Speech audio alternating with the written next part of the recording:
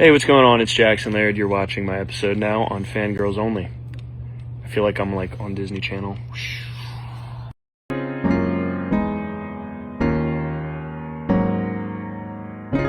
Hello, everyone. Welcome to this week's episode of Fangirls Only. I'm your host, Vanessa Fairmount, and today we're here with Jackson Laird. So, how are you doing today? What's up? Good. How are you? Thanks for Mm, having me. No problem. All right. So, in your Instagram bio, it says part-time pop star, which iconic. So how would you define that, Thank you. and what does your journey as an independent artist look like right now in this phase of your career? Um, I think part-time pop stars, it's something I just sort of came up with as I've been doing this. And it sort of just started with like the idea of music. It started off for me as, something that was more of a hobby, and it sort of grew into more of a passion and ended up being what I wanted to do for work and what I want to do full time. And now it's kind of just like I feel like I'm in that awkward stage between being a full-time artist and taking that step, and like I'm on that stepping stone right now in the middle where I feel like I'm crossing the barrier from like normal everyday life to like not working to like, okay, I'm working part-time as a pop star because like perfect example, Saturday night I played a New York show and it was awesome. It was so much energy. And today I'm like back home at my parents' house just hanging out. So it's like part-time pop star, not full-time pop star. The Not yet. plan is full-time pop star soon. You're not full-time yet, Not yet. but will be soon. All right. So you've released a lot of songs like Microdose and Ballroom Baby over the last 2 years of your career. So what inspires you musically and how do you approach songwriting? Sorry, I don't know if you heard that. I think no, it's Okay. good. I think I grew up a lot on sort of funkier kind of music. My dad was a huge like Michael Jackson and Prince fan growing up, and it was sort of a mix of that, like playing around when I was younger, and a lot of dancing too. Me and my dad we would dance to a lot of Michael Jackson tracks when I was younger. He could moonwalk. That's like his biggest accomplishment. He loves bragging about how well he used to moonwalk. It's like his iconic signature move. But hoping one day to moonwalk as good as my dad. But no, I grew up on a lot of that. Also, just a lot of mainstream pop music at the time. We didn't really have any like cool vinyls or like records sitting around. I see a lot of artists do interviews and they're like, "Oh, there was like records in my house and vinyls and my dad had all this like cool music." And I'm like, "I didn't really have that." So we hopped in the car and we played whatever was on like our local radio station. So it was a weird mix of like mainstream like girl pop mixed with like some old school like disco funk vibes. And it just grew into um, you know, kind of, I think it reflects my music a little bit today and the direction I'm going in.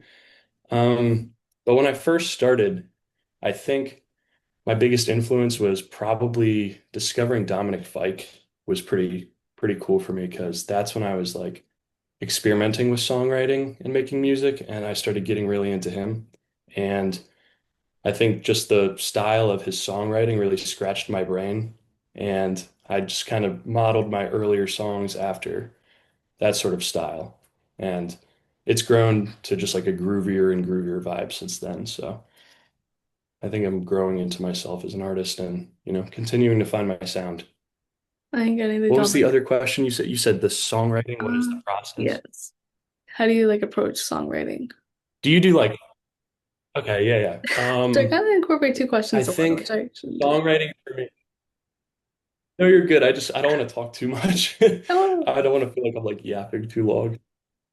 Um, no, but songwriting it's one of my favorite parts of the whole process. I think the idea of being able to have a thought in your head and form into like an idea and then like eventually getting that idea out and just having other people like kind of take bits and pieces of that and like relate to it is just such a cool feeling to me, especially when it's like people are like singing the song back to you at like a live show or something. It's just super cool. But my process started as, like I said, I was doing it for fun.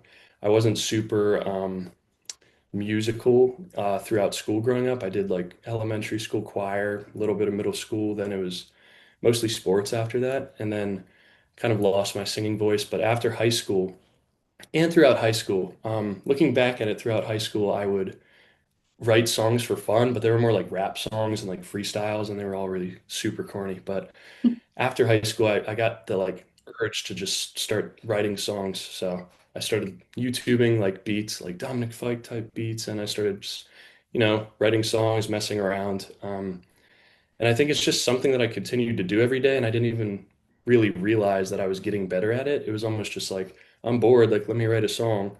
So I didn't mind if a lot of them sucked because I had like this delusional thing where I was like, it's cool that I'm writing a song, so I don't care if it sucks. Like, not everybody's writing a song. Like, so people ask, like, I think my biggest piece of advice when someone's like, oh, what do I do if I get writer's block? Is like, I think you just write through the writer's block. You just keep writing because you have to get bad songs out of your system before you can write a good song. I think my first song was Handsy, and I wrote probably like 25 songs. And only one of them came out good, and that was Handsy. And then I was like, yo, this one's not like super bad. I think I'm gonna release this. And That's then pretty decent. it was a whole thing with, all right, let me try to do the next one. Yeah. But no, songwriting is like one of my favorite parts of being a part-time pop star. All right. So, as you mentioned before, you recently did a show in New York City a few days ago, which when this may posted is gonna be like a week ago, with Jackson Mm. Marshall, which was so fun. The videos look so cool. Yeah. Um, Yeah. I'm about to make my post after this interview. We got yeah. some good footage. All right, so how was the show, and do you think you'll be doing any more live performances this year? Yeah, the show is fantastic. Anybody watching that popped out, thank you guys for showing love, showing support. You guys made it super fun. Yeah, definitely more shows on the horizon. Uh, we're trying to go branch out into other venues, into other states. I know New York's been getting spoiled these past 2 months, but we're trying to branch out, do some other venues, some way more live shows. So I'm excited. I think LA and DC are on the horizon, so stay tuned. LA, DC, you guys better show up if we come out there. All right. So, what has been the most what has been the most surprising thing that you've learned from building your fan base online? Because I guess it'd be kind of hard to get to like find your target audience and everything.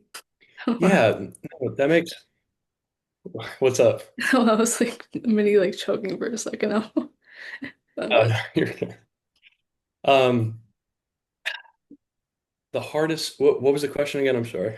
what was the most surprising thing you learned from building your fan base online?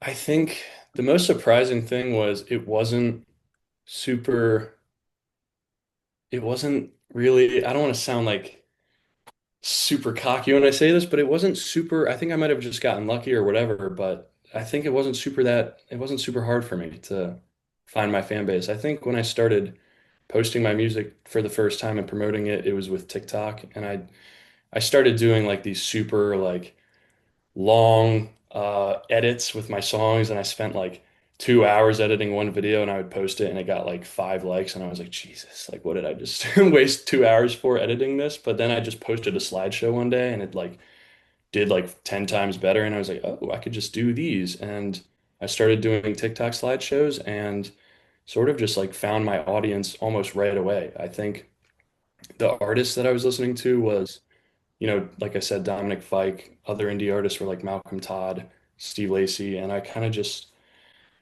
put those hashtags under my posts and started posting my songs, and I think it's just consistently grown from there. I think there's an audience for every single type of music out there. So For sure. I think you have to understand yourself as an artist, and then the better you understand yourself and your sound, then I think it's easier to find your fan base because that's when you just hone in like, the hashtags and I think like my music reflects, and like what does this group of people like enjoy? Like what genres, what other artists are similar to me? So finding the fan base, it wasn't like I think the fan base almost found me in a way, which is like super cool. I didn't feel like I had to like search for it. I feel like they all just kind of like gravitated towards the music I'm making, which is like all I could have like hoped for. So I'm super thankful for that.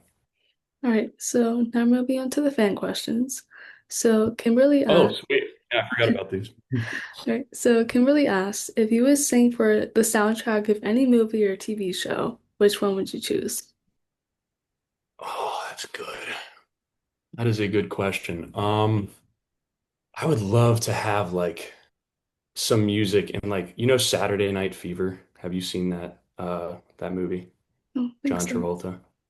The Bee Gees had a bunch of music in it. Something like that, I feel like just like a disco, like dance movie kind of thing. Yeah. Or a comedy, because I love a good comedy and it'd be cool to be like watching a comedy with some of my friends or family and just like, hey, that's my song playing.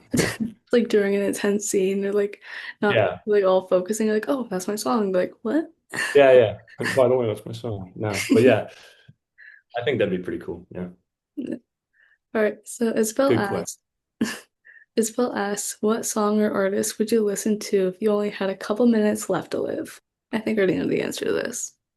I'd probably put on some Michael Jackson, to be honest. What? I'm surprised. What did you think my answer would be? Dominic Fike. Dominic Fike. No, I mean Dominic Fike's cool, but I think I've just been super into like Michael Jackson for like the longest time. Plus, it's got the like retro nostalgia feel. So, a few minutes left to live. Yeah, if I had like a few hours, Dominic Fike would be on there somewhere too. They like make a whole playlist. Yeah, exactly. All right. So Nikki Marie asks, is there any artist that you look up to? Oh yeah, there's a ton. Obviously, like my early influences, I look up to just because they've inspired like generations of people to like come together and you know enjoy their music, and that's what I want to do. I want to build a community around like, spreading joy and just having a good time. I think the world needs more happy music right now, especially. But yeah, All right. So Nikki also asked, any album soon? albums. Working on a project. Sorry, Oh, I probably shouldn't chew ice on here. It's just like a bad habit I have. Um, yes, Nikki. Album, possibly. I think EP comes first, sort of just like the golden rule of an independent artist, at least when they're thinking about releasing projects. I think I'm going to do an EP first, maybe by springtime, early summer. But yeah, albums on the horizon for sure. I'm going to do plenty and plenty of albums. yeah. All right. So last question is coming from Alina, and she asked, when are you releasing another song? Everyone's waiting for music, Uh, clearly. yeah, no, I mean that's good. I'm doing my part.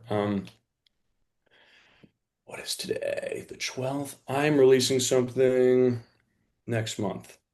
Oh, yeah. Yeah. I played it live at New York and people seem to like it a lot, so it's gonna come out soon next month.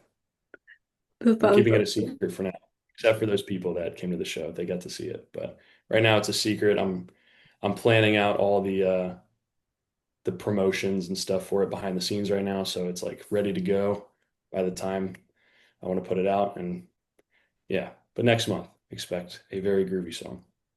Yeah. Can't wait for that.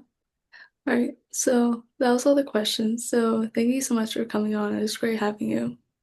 Yeah, of course. Thanks for having me. This was fun. No problem. Hope you have a great rest of your night or day. You as well. You as well. Take care. Bye.